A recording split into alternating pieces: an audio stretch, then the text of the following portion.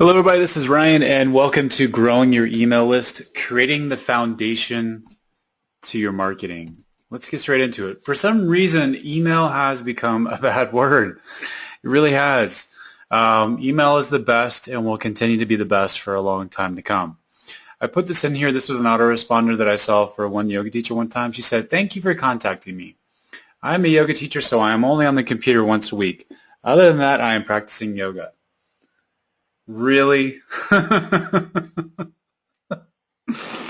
Well, that's great for you, but the other ones that are, for the rest of us that are trying to wonder when your new class is, it's not really helpful. So, email is the most personal, most predictable, and most valuable way to contact someone. It beats social media every day of the week. I want to say that again. It beats social media every day of the week. But most of us, that's where we spend our time.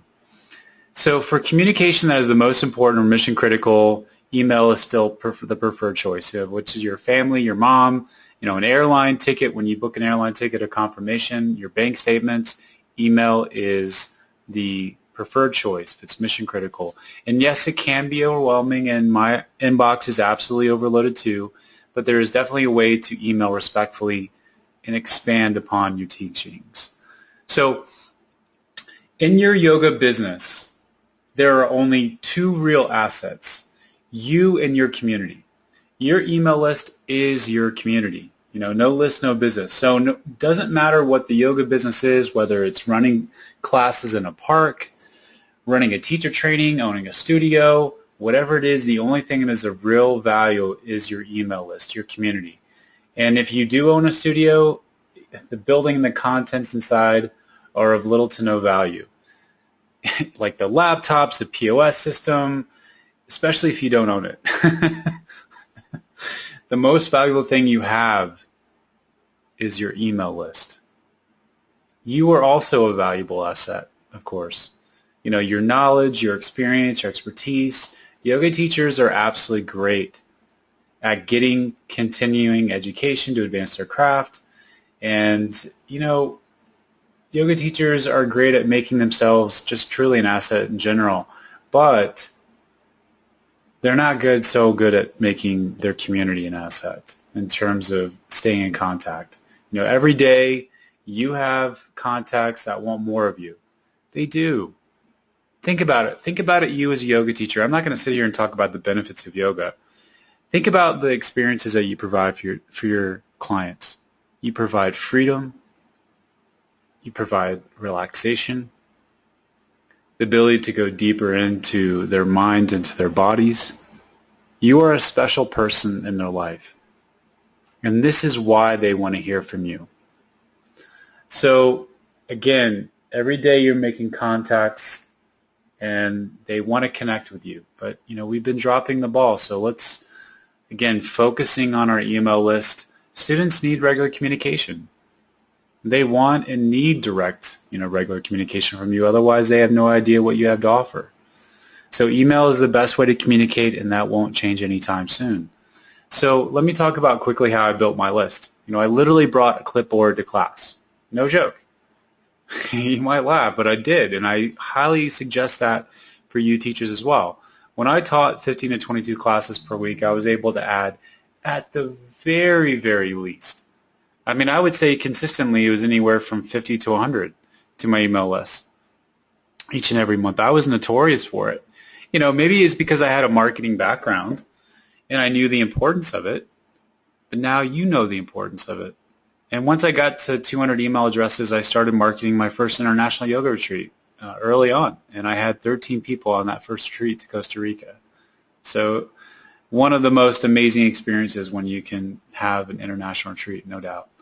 So how I built my list as well, same way I've been teaching you guys, signature gift.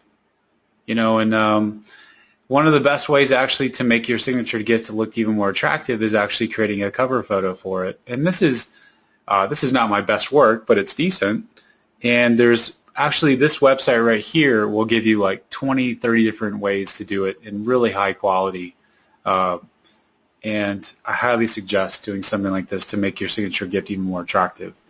So why is email marketing important? We've already kind of covered why it's important, but let's get into the nuts and bolts a little bit more. Because when you build a list, you own it, and you have 100% access to it. If Twitter or Facebook collapse tomorrow, or they changed something in their privacy settings, your ability to communicate would absolutely be hampered. You don't want 100% of your access to be controlled by someone else. Simple as that. So number 2, it's a permission-based asset, meaning that those who signed up have given you permission to share and communicate with them. This gives you authority. It's proactive. Number 3, it enables you to communicate when you need to with a qualified audience who is likely to pay more attention since they opted into your list. Again, they want you to communicate with them. So despite the popularity of Twitter and Facebook, etc., not everyone on them, but almost everyone has email. Most people read, or at least number 5, glance at their emails as they slide through their inboxes. On the other hand, when someone is following thousands of, Twitter feeds or Facebook posts on their news feed, it's harder to get your message seen because they may only be actively following a much smaller group.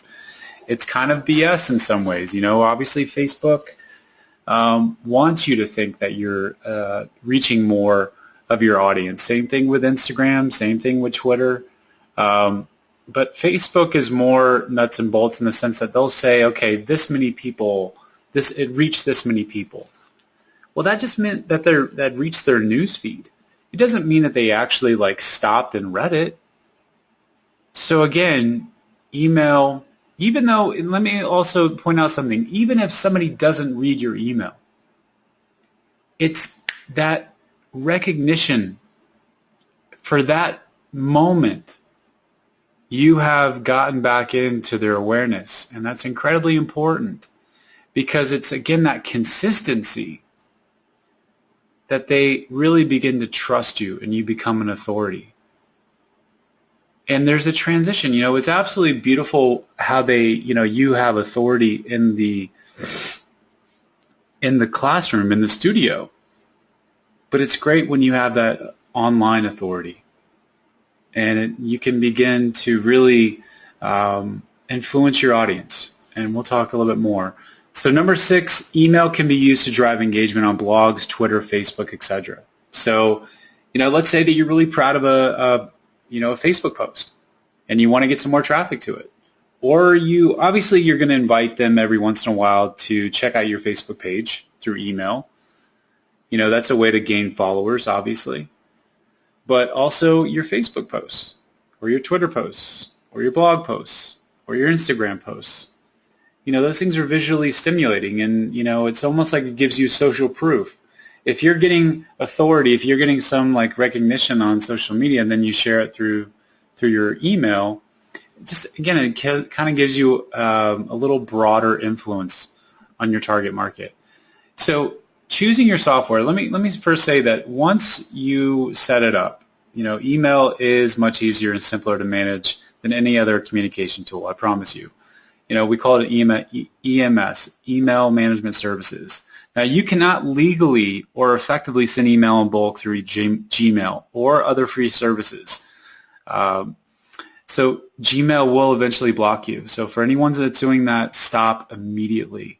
So an email, you need an EMS. It's an email management service, server. It's many different ways, acronyms, but they handle all email compliance for you, especially spam. And that's a big one. That's really in terms of being able to filter through whether that email is still valid. If it's a hard bounce, a soft bounce, it takes care of all of those nuances and compliance for you. Now, there are many great options. The most common one used in yoga is Constant Contact, and it should be avoided because Constant Contact has not been as efficient with keeping up with the most recent regulations. The reason that it's the most common often in yoga is because MindBody Online, they have a partnership. And so often people that are subscribers, especially studio subscribers of MindBody Online, will also use Constant Contact. So Aweber is my first choice just because I've used them, many, many times, and you can try them out for 30 days. The other thing the reason I recommend this is because this lesson is going to be a little bit short because I'm going to go into the nuts and bolts of email marketing, how to do it, all that kind of stuff, ideas on the next training. But what I want to say real quick is that Aweber, like for instance, you're offering a signature gift, a way to grow your email list. Now, a lot of people I know have been using MailChimp for free, and that's okay, but Aweber has phone support. And, you're always going to have an EMS. There's just, you're always going to want to be marketing to your clients through email. If there's one thing in this program that I would say you should do, even though I try to avoid that word should, email marketing is number one for sure. So this, in regards to MailChimp will, you have to go up to their paid service in order to have someone, when they request your signature gift, someone goes to your website, they type in their email address, they want your 10 best poses for stress. Now, what will happen is that you want that person's email to automatically update to your email software, like Aweber or MailChimp, and then you want the email server to automatically send out the signature gift to them. You don't want to have to be like checking daily if somebody signed up for your signature gift. You want that to be automatic. And we're actually going to talk a little bit more in depth, in terms of email marketing about a sales funnel in the next training. But for now, if you're trying to figure out what to use and you want to make sure that your emails, that when somebody requests your signature gift, that you're automatically getting, that updated to your email list, and then they're automatically getting the signature gift.